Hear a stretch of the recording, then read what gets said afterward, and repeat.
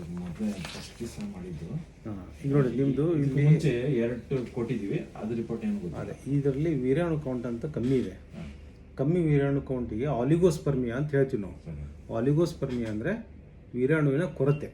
ಇಷ್ಟು ಸಂಖ್ಯೆ minimum 16 million 1 ml ಇರಬೇಕು. ಇನ್ನು 16 ಮಿಲಿಯನ್ ಇಲ್ಲ. ಆದ್ದರಿಂದ ವೀರ್ಯಾಣು ಕೊರತೆ ಅಂತ ಇದರಲ್ಲಿ ಕಂಡು ಬರ್ತಾ ಇದೆ. ಇದರಿಂದ ನಾವು ಇಕ್ಸಿ ಅಂತ ಮಾಡ್ತೀವಿ. ಇಕ್ಸಿ ಅಂತಂದರೆ ಇಂಟ್ರಾಸೈಟೋಪ್ಲಾಸ್ಮಿಕ್ ಸ್ಪರ್ಮ್ ಇಂಜೆಕ್ಷನ್. ಅದರಲ್ಲಿ ಒಂದು ಅಂಡಾಣು ತಗೊಂಡು, ಅಂದರೆ ಎಗ್ ಹೊರಗಡೆ ತೆಗಿತೀವಲ್ಲ, ಇಂಜೆಕ್ಷನ್ ಕೊಟ್ಟು ನಿಮ್ಮ ವೀರ್ಯಾಣುದಲ್ಲಿ ಒಂದೊಂದೇ ಚೆನ್ನಾಗಿರೋದನ್ನು ಚೂಸ್ ಮಾಡಿ ಅದನ್ನು ನಾವು ಒಳಗಡೆ ಇಂಜೆಕ್ಟ್ ಮಾಡ್ತೀವಿ.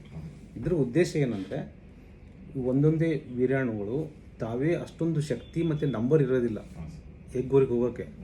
ವೀರ್ಯಾಣುಗಳ ಕೊರತೆ, ಸಂಖ್ಯೆ ಮತ್ತು ಶಕ್ತಿಯ ಕೊರತೆ. ಆದ್ದರಿಂದ ಒಂದೊಂದೇ ವೀರ್ಯಾಣು ತಗೊಂಡು ನಾವು ಅದನ್ನು ಎಗ್ಗಿಗೆ ಇಂಜೆಕ್ಟ್ ಮಾಡ್ತೀವಿ. ನಿಮಗೆ ಹೇಗೆ ನಡೆಯೋಕ್ಕಾಗಲಿಲ್ಲ ಅಂದರೆ ವೀಲ್ಚೇರಲ್ಲಿ ತೊಗೊಂಡು ಹೋಗ್ತಾರಲ್ಲ, ಆ ಥರ ನಿಮ್ಮ ವೀರ್ಯಾಣುಗಳ ಶಕ್ತಿ ಇಲ್ಲ, ಸಂಖ್ಯೆ ಕಮ್ಮಿ ಇದೆ, ವೀರ್ಯಾಣುಗಳ ಕೊರತೆ ಇದೆ ಅಂದ ತಕ್ಷಣ ನಾವೇನು ಮಾಡ್ತಾಯಿದ್ದೀವಿ, ವೀರ್ಯಾಣುನ ತಗೊಂಡು ನಿಮ್ಮ ವೈಫ್ ಎಗ್ಗಲ್ಲಿ ನಾವೇ ಅದನ್ನು ಮೈಕ್ರೋಸ್ಕೋಪಲ್ಲಿ ಇಂಜೆಕ್ಟ್ ಮಾಡಿ ಒಂದು ಭ್ರೂಣ ರೆಡಿ ಮಾಡ್ತೀವಿ. ಆ ರೆಡಿ ಭ್ರೂಣನ ನಾವು ನಿಮ್ಮ ಗರ್ಭಾಶಯದಲ್ಲಿ ಹಾಕುವ ಒಂದು ಪ್ರಕ್ರಿಯೆ. ಓಕೆ, ಅರ್ಥ ಆಯ್ತಾ? ಇದು ಅಲ್ಲಿ ಕಮ್ಮಿ ಇದೆ, ವೀರ್ಯಾಣು ಕಮ್ಮಿ ಇದೆ, ಈ ರಿಪೋರ್ಟಲ್ಲಂತೂ ಕ್ಲಿಯರ್ ಆಗಿದೆ. ಆದರೆ ಕಮ್ಮಿ ವೀರ್ಯಾಣು ಇದ್ರೂ ಕೂಡ ಒಂದು ಮಗು ಆಗುವ ಸಾಧ್ಯತೆ ಇರ್ತದೆ. ಓಕೆ, ಹೆದರಬೇಡಿ.